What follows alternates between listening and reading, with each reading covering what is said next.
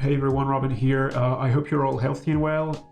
A couple of months ago, I started participating in a bi-monthly editing challenge with a bunch of friends on Instagram. We used the hashtag, I think it was 12-week photo editing challenge. And there are 9 of us, and basically each one comes up with a photo, an unedited landscape photo that we each edit every other week, and on a specific subject, and every other week we publish that on Sunday, and we get to see how everyone edited each photo. So a couple of weeks ago I published this photo, and a lot of you asked me how I went from this to this, and so I'm gonna show you today how I did it. And basically I started on Lightroom and I applied a filter or a preset from a company called RNI. I chose the Kodachrome generic V4 normalized filter. So the original was this, and I added this. I tend to reduce a bit the strength of the filter because to me they're a bit too strong, so there you go. And then the first thing I do is lens correction, because Aurélien, who's the person who came up with this photo, who took this photo, shot with a Fujifilm X100F. These cameras, although I do love them, they do have a bit of distortion and vignette, so you need to correct that here on Lightroom. I also cropped that photo a bit so that we don't get too drawn to the flowers that were here on the side. So I cropped it a little bit, maybe, there we go. And I started with the basic adjustment. To me, this photo was a bit cold, so I increased the temperature to maybe almost, let me see. There you go, that's a bit better. I increased the exposure as well. I believe Aurélien underexposed the picture, you can see it here, probably to keep some information in the clouds. So I'm going to increase the exposure, there you go, to so that we can see the flowers better. I'm going to reduce the highlights to -100 so that we keep the information in the clouds. Increase the shadows a little bit so that we get to see the flowers better as well. Reduce the whites to still keep some information in the clouds. So there you are. Right now this photo looks very flat and unflattering, and hopefully it will improve as I keep editing it. So I tend to increase the blacks a lot so that it has this faded look, so that my photos have this faded look to them. I tend to increase the texture because I use Fujifilm as well, and I realized that the texture slider works actually better on Fuji than the detail panel. Apparently Lightroom came up with this slider because work better on Fuji than the detail panel. And I reduced the clarity because today digital photos tend to be very, very sharp, and I like it when they're a bit softer, so I tend to reduce the clarity a bit, and I'm going to increase the vibrance as well so that we keep some colors as well. Okay, tone curve now. So first off, I'm going to increase the blacks a little bit because I like it when I like this faded look that film photos can have. So whoops. Okay, I'm going to reduce as well here. Yeah. Okay. There you go. And finally, maybe one more point. Not so high.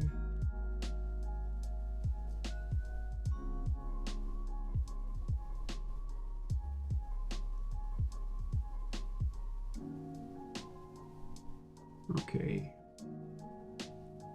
Starting to look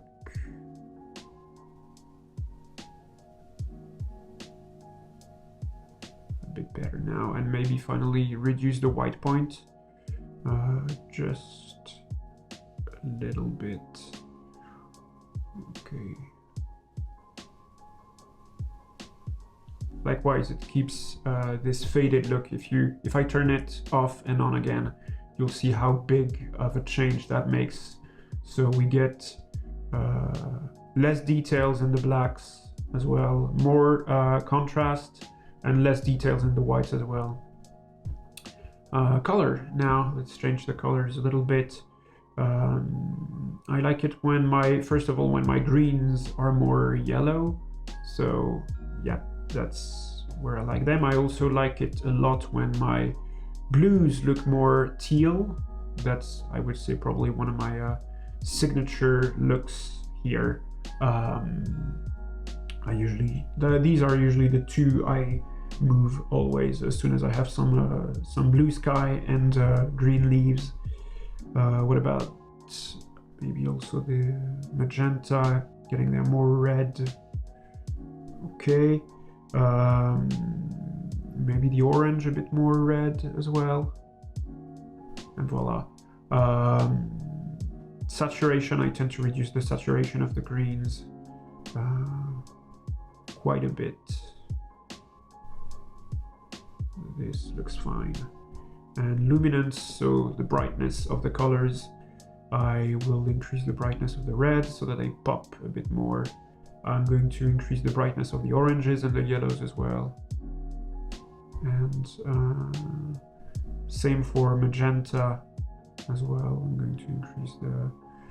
Okay, so that's starting to look a bit better. Color grading is when you want to give a certain hue or certain tint to a range of luminance. So for instance, if I go all crazy, you see that it only affects the shadows.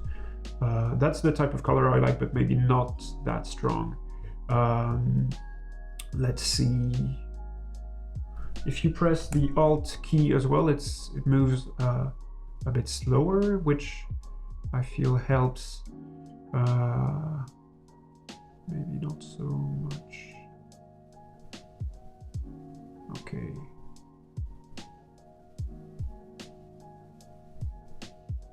That's starting to look good.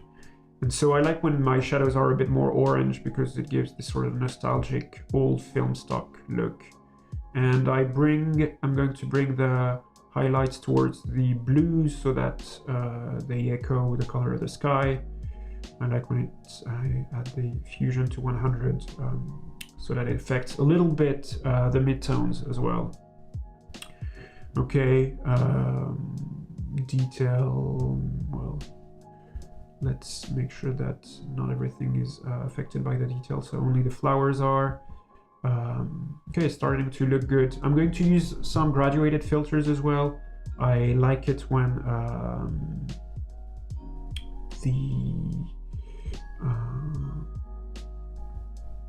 I want the foreground to be darker, so I'm going to only use a color mask, which will only affect the greens. I'm going to use the drop tool, and if you press, I believe it's Shift, you get to select a range of colors. There you go. So if you press O, you get to see what it affected, and so as you can see, it's only the greens here. And I'm going to reduce now the exposure so that we can keep some info only in the flowers. So if I turn it on and off, you'll see that it's a massive change here. And maybe another graduated filter here in the clouds as well. Something a bit wide so that it's not too much of a change between one part of the photo and the other. So once again, the drop tool, and there you go. range of colors, and I'm going to reduce the highlights so that we keep, whoops, that's not the highlights. I'm going to reduce the highlights so that we keep some information as well. And maybe the blacks too, so that the dark blue is not too dark. Maybe to about 50, that'd be nice, yes. Okay, so that looks nice. And now I'm going to add some radial filter. I'm going to select the flower at the bottom first, so that it's, yes, that's the one that's selected. And basically I'm going to increase a little bit the exposure, highlights, whites, maybe texture too, so that it pops a bit more. Same for clarity and saturation, so that it's, yes, that looks nice. And I'm going to do the same for the next flower here. Okay, make sure that it's only selecting the flower. There you go. Once again, increase a little bit the exposure, the highlights, the whites, and texture, clarity, and saturation too, so that it pops a bit more. There you go. So here's the before and after for the two flowers. Maybe I'm going to increase the exposure a bit more for this one, as well as the saturation, and on this one too.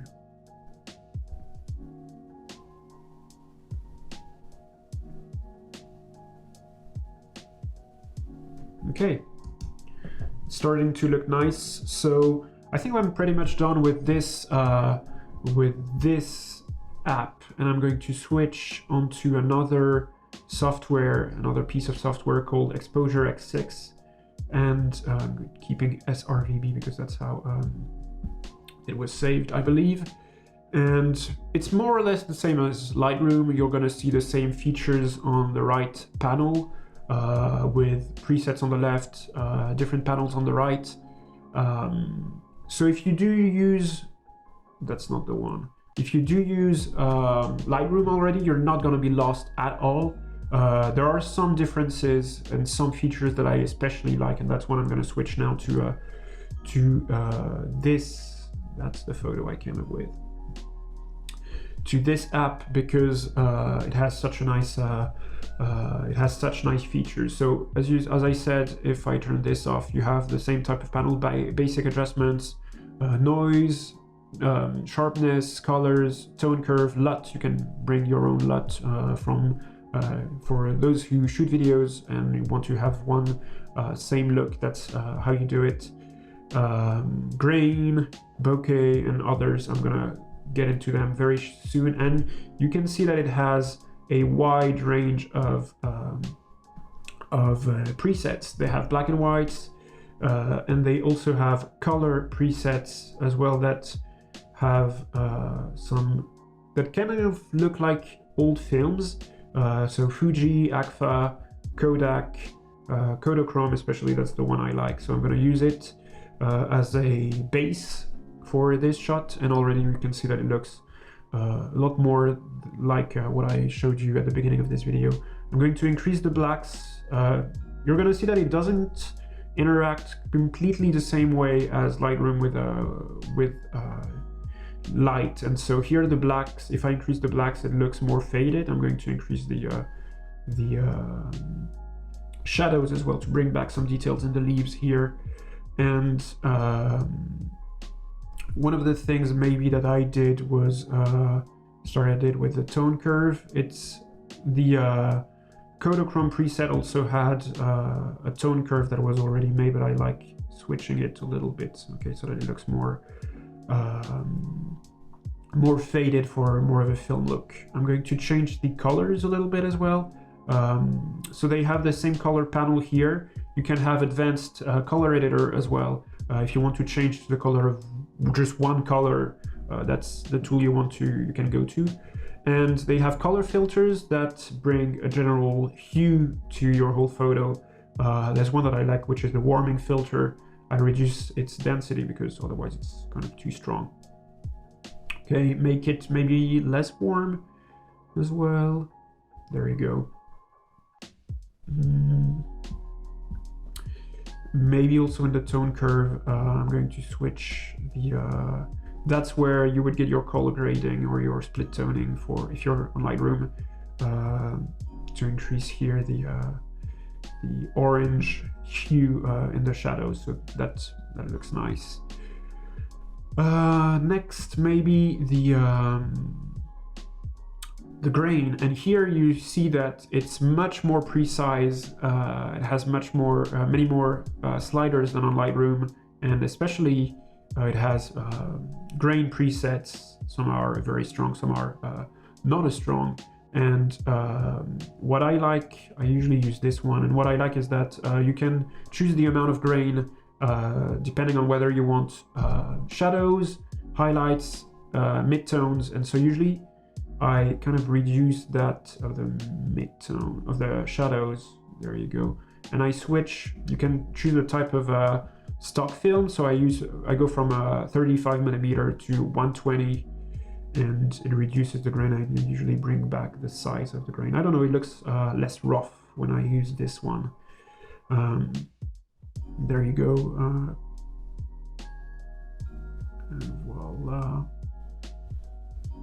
Another thing that I like also about this this piece of software is that it has an infrared panel, and what it can do is adding some glow. So you can see here, well, on the clouds a lot, on the flowers a little bit in the center. So I usually put some low glow, and it also has a bokeh panel.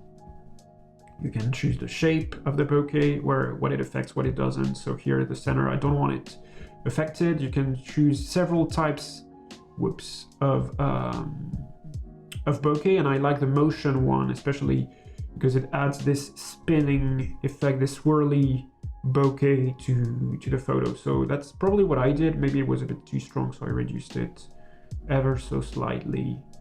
There you go. So if I turn it off, you see that it does add quite a bit of mood to the photo. Maybe I'm gonna increase the size here.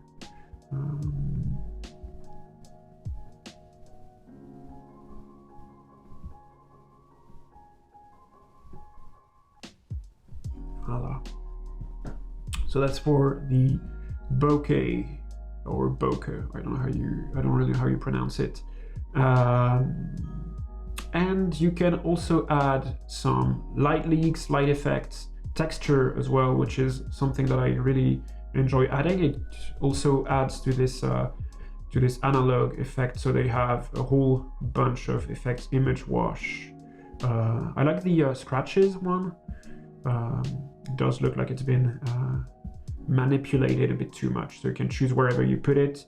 And so you can see here, maybe I'm going to reduce the opacity so that it doesn't distract too much from the photo itself.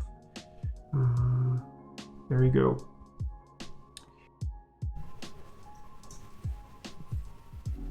And then you can add light leaks. This is something I've been using a lot lately.